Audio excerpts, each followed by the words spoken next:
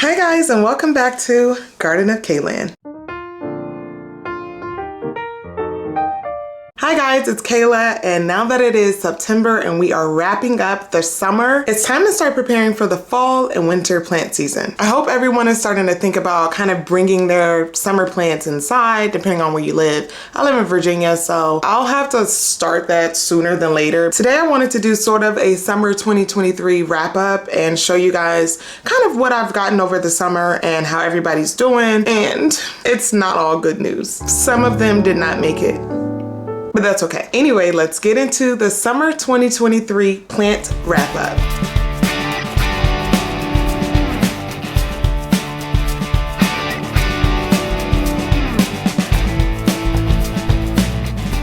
So first up is my Thai constellation that is not so much of a baby anymore. And I think I recorded a video when I first got it. I'll see if I can find a clip and put it here on screen so you can really see how much it's grown. It was such a big deal when I first got this, so I really wanted to give it the best care possible, and I had heard how infamous it was for root rot, so I immediately put it in leca. It did get a little bit of leaf damage, as you can see right here, but overall it's been pushing out, ooh, I'm spilling leca. Overall it's been pushing out steady growth, and it's been doing very well in the leca. I've already had to repot it twice because the roots are like growing crazy into the pot. It's been a good season for my Thai constellation. It really has. I'm so happy with how it's doing and can't wait to see it do more. All of my hoyas this year have really shown out. I've gotten a ton of them this season, like my Hoya linearis. That has really been taken off. I've had to cut it twice, and I've got those pieces propagating, but not even just that Hoya. All of my Hoyas have really just been going crazy. None of them have flowered yet. That's all fine and dandy. As long as they're doing well, I'm doing well too. What's really impressing me is how fast they've been growing. I haven't lost a Hoya. I haven't had to like deal with really yellowing leaves, and they have had no pest problems. I mean, my Hoyas in general have been completely drama-free this year. If you look at this one now compared to when I first got it, which wasn't that long ago, I mean, I'm just talking just this spring and summer season, this is insane growth. It's really impressive, and they look so freaking good. And there have been a couple of newbies, like this one hasn't even been here a week yet, and it's looking good, and it's trying to push out some new growth. Then there are a few plants that gave me no growth and were literally just sitting there. They weren't dying, but they also weren't pushing out any new growth either. My Scindapsus Trubii Moonlight. Wow. So do you see how gorgeous this is now? It was gorgeous before, but it wasn't pushing out any new leaves. It's hanging over the pot finally. It was just kind of sitting here at first inside of the pot. Nothing was like trailing downward, and I put it up here on this shelf above my head. I just left it alone and stopped obsessing over it, and then that's when it started pushing out new growth. So I attribute that to the summer season and the sunlight and the position of the sun and all that good stuff. I'm really excited about this one. I wanted to like trail down this wall right here. I want it touching the floor. Not really, you know, close enough. So it's on its way.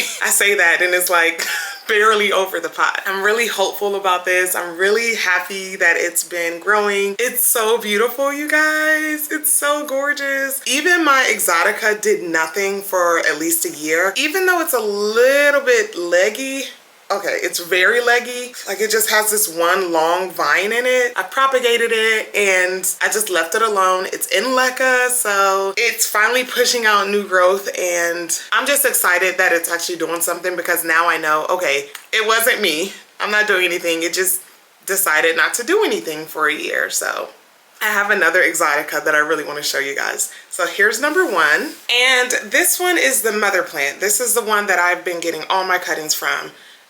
Probably need to do something about that leaf right there, but whatever. This one's in leca too, and this one's over here by this TV, and it doesn't get a lot of sunlight. There are no grow lights or anything like that over there, so it's reaching towards the light, but it's still growing. Another Scindapsus here that I've had for a minute. It's been like this close to death like maybe 4 or 5 times because it's all the way up there. I'm like, you know, it doesn't even occur to me till I look up there and all the leaves are brown, or one falls on my head when I'm walking past. Now it's doing okay. The leaves are a little bit smaller, but It's all right. I'm intentionally hiding the reservoir from you guys because I don't want you to see how disgusting this water is. I'm gonna take care of that. Look at the leaves, just pay attention.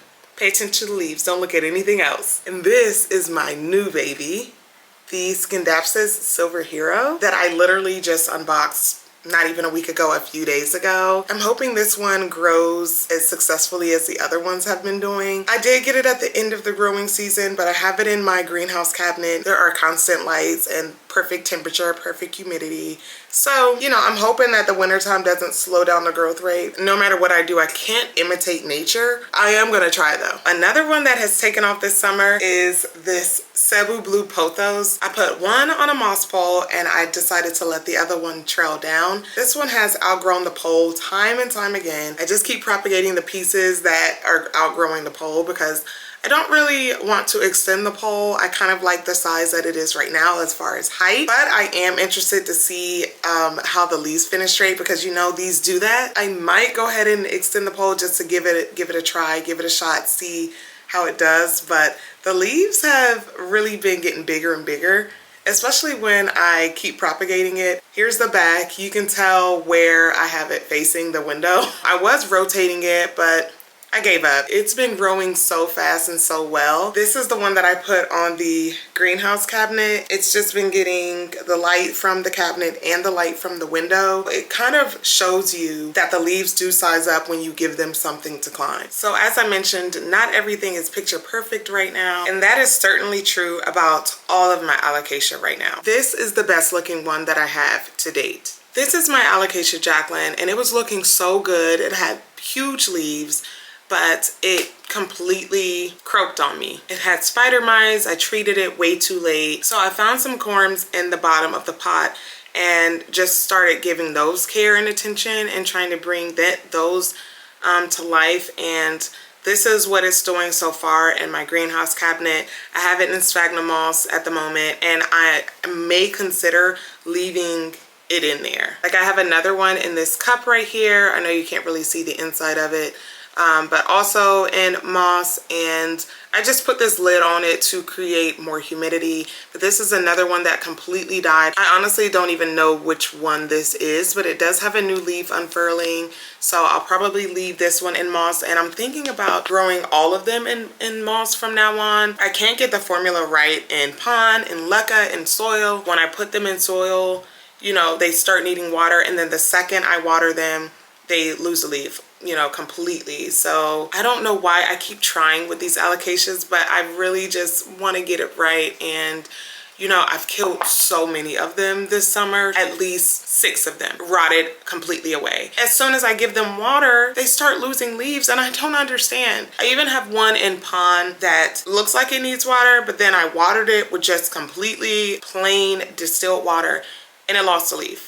From now on, sphagnum moss. I do have a Friedic in pond right now that's doing okay, but I water it very sparingly. It's pushed out 2 new leaves, so I don't know, it's very depressing. There is a girl that I follow on Instagram. Her name is Leafy Diva, and all of her alocasia look good. I don't know what she's doing. Well, she literally says what she does, but you know, some people just have it and some people just don't, and I don't have it with the alocasias. I'm sorry, but I am gonna keep trying though. So I want to talk about a new obsession I developed. I have gone completely crazy with the Anthuriums lately. This is the Anthurium veitchii. It's the first Anthurium I ever had. Not this one specifically, but I had one a couple years ago, and after I got pregnant and got rid of all my plants, this was one of the first ones to completely die. It was due to my neglect. I'm not proud of it. I don't even want to talk about it because it would have been so big by now. But either way, I ended up getting another one, and this one is in leca. This is how it's doing so far. It's finally starting to get like that texture that I'm looking for in the veitchii. But when I first got this a few years ago, it was very expensive. And now I see them at more like reasonable prices. So that's a good thing. This is another Anthurium that I have. I'm actually not sure which one this one is. I know it's a hybrid, but it's in leca. It lost almost all of its leaves when I put it in leca. But since then it's pushed out this giant leaf and it's doing really good. And it's actually kind of cute, like just being, you know, just this one leaf for now, because I can keep it in my greenhouse cabinet and it's not taking up so much space. That's not gonna ring as true soon because I know it's gonna push out another leaf. but for now it's doing good and I'm really happy with it. And I really love the look of it. I mean, it's cute. I also got this one fairly recently. This one's only about 2 months old. It's pushed out 2 new leaves since I got it. So at first I was really intimidated by them, but now I'm like, okay, I've just started collecting more and more very gradually. Once I see a new leaf pop out of one, I'm like, okay, I can go get the next one now. I went to the Ecuagenera pop-up shop a few weeks ago and I ended up getting this Anthurium Bessier. I'm not so happy about this leaf, but you know, I charged it to the game. I got it like that. The rest of it was in pretty good shape. I checked the roots and the roots were looking good. So I'm gonna leave this leaf on there so it can help it photosynthesize. But for the most part, I'm really pleased with it. I've just been potting them all up in the same aeroid mix and letting them do their thing. I ordered this one. When I took it out and examined the roots, it had so much root rot. They say not to immediately like uproot it and repot it when you bring it home because of like stress and all that good stuff. But this was a prime example of why I have to check my roots and check everything when I bring a plant home, because had it been sitting there for a few more weeks, who knows what shape it would be in now. Maybe it would have been okay. I was just really, really happy that I took it out and repotted it. As I mentioned, I keep all of my Anthuriums in the greenhouse cabinet, but bigger ones like this obviously can't go in there. So I do have it on a plant shelf. One leaf is like bigger than my head. Wow. So this is the Anthurium Mag Lux. There is some damage to this newest leaf back there. You can see a hole in it. I'm not touching the leaf anymore. All in all, it seems happy. I see a little bit of a new leaf trying to come out, so I figured the spot that it in is probably okay. More new growth right there on this one. When they're growing, that really validates me and my care, so I'm like, okay, it's doing okay. I'm doing okay. I'm not messing them up. I feel like Anthuriums are going to be a growing obsession. There's already like a good 10 on my list that I want. I have 2 on the way here right now. So yeah, I look forward to that. This summer has also been a really big summer of propagating, and I've had a lot of successful propagations, and a good amount of plants that I have right now are successful propagations and cuttings that I rooted and are now growing successfully. Like my tortum that I got as just one little cutting that I actually ended up clipping into 2 cuttings and rooting and propagating, and now it is in leca and doing so well, and I'm really proud of myself for number one, having the patience to do that and not messing with it over and over. And it could just be that the plant is easy to propagate and takes really well to that. I'm just really proud of myself for like really doing this and really getting it right. And this is my Plowmanii that had lost all of its lower leaves. So someone in my comments was like, just air layer it and propagate it. And I was like, why didn't I think of that already? I didn't air layer it, but I did just say, you know what, one day I just cut it. I just cut it. So that wasn't even a month ago. I want to show you guys what it's doing so far, and it's just in water. I did put a little bit of rooting hormone on it though. So this is what we have so far. We have a little root, and then we have some little roots at the bottom starting to come in, but I ended up cutting this into 2 different pieces. I have another piece that hasn't done anything. This one is in the greenhouse cabinet and it's doing really well. I am a little bit nervous about potting it up. I think I'm gonna end up putting it in pond or leca, so it'll continue to grow like water roots, but I'm so glad I just went for it finally and stopped being such a coward about it. This is a propagation of the Florida Beauty that I got from John at Camara, and it's also doing pretty well. I did lose a leaf on it, but then it pushed out this new one, and it looks like it's gonna be a good one. I'm really pleased with it. I'm a little bit nervous about it, but I think it'll be fine. I'm just gonna leave it alone. He was like, take it home, put it on a pole, put it in some soil, and call it a day. So that's what I did. Again, I lost a leaf, but you know, I charge it to the game. I have some big boys, and the big boys have been getting bigger and they're doing great. And as I bring new plants in, I have to kind of reconfigure where they are, move them to the left or the right, or sometimes to a completely new room. Unless it's a ficus of some sort, they don't mind being moved and they still thrive regardless of where I put them. My mature plants have really been sticking it out, and they are my ride or dies right now. I don't want this video getting too long, so I'm gonna wrap up part 1 of the summer 2023 wrap up. If you enjoy content like this, please subscribe, like this video, let me know what your thoughts and comments are below, and I will see you in part 2. Thanks for watching.